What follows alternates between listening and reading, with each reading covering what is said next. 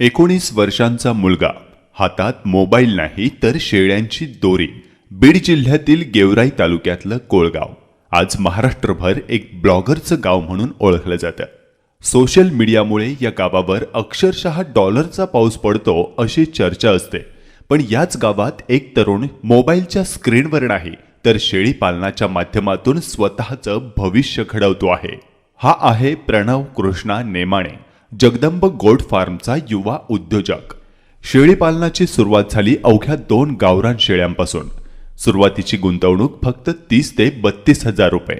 पण जिद्द, मेहनत आणि योग्य नियोजन यांच्या जोरावर अवघ्या 1.5 वर्षांत 15 शेळ्यांचा कळप उभा राहिला.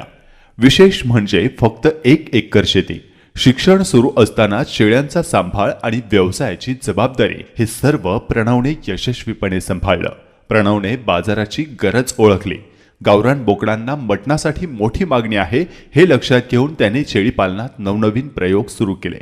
गावरान शेळ्यांमध्ये सिरोही आणि बिटल जातींचा क्रॉस करून उत्कृष्ट परिणाम मिळवले. चारा व्यवस्थापनातही त्याने खर्च कमी ठेवला. बांधावर उगवलेली सुबाभोळ, उपलब्ध हिरवा चारा आणि साठवलेलं तुरीचं भुसकट याचा त्यांनी योग्य वापर केला. शेळ्या आणि पिल्लांच्या उत्तम आरोग्यासाठी सरकी पेंड, शेंगदाणा पेंड, ओला केलेला मका आणि गहू असा पौष्टिक आहार तो नियमित देतो. प्रणवचं एक महत्त्वाचं मार्गदर्शन देखील आहे. शेळीपालन सुरू करायचं असेल तर सुरुवात गावरान शेळ्यांपासून करा. त्यांची किंमत कमी असते, खर्च कमी येतो आणि नफा चांगला मिळतो. नंतर आर्थिक क्षमता वाढली की इतर जातींचा समावेश करा. आज त्याचं स्वप्न आणखी मोठं आहे. भविष्यात 100 शेळ्यांचा आधुनिक आणि सुसज्ज गोट फार्म उभारण्याचा त्याचा निर्धार आहे.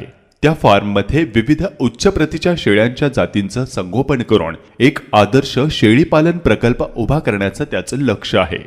मित्रांनो, कोळगावने सोशल मीडियातून यश मिळवणारे अनेक तरुण घडवले आणि आता त्याच कोळगावातून शेळीपालनाच्या माध्यमातून एक नवा आदर्श उभा राहतो आहे. आणि म्हणूनच आम्ही नेहमी म्हणतो, जगावेगळं बनायचं असेल तर जगावेगळं करा. अशाच जगावेगळ्या, प्रेरणादायी आणि यशस्वी कथा पाहण्यासाठी आमच्या चॅनलला नक्की फॉलो करा.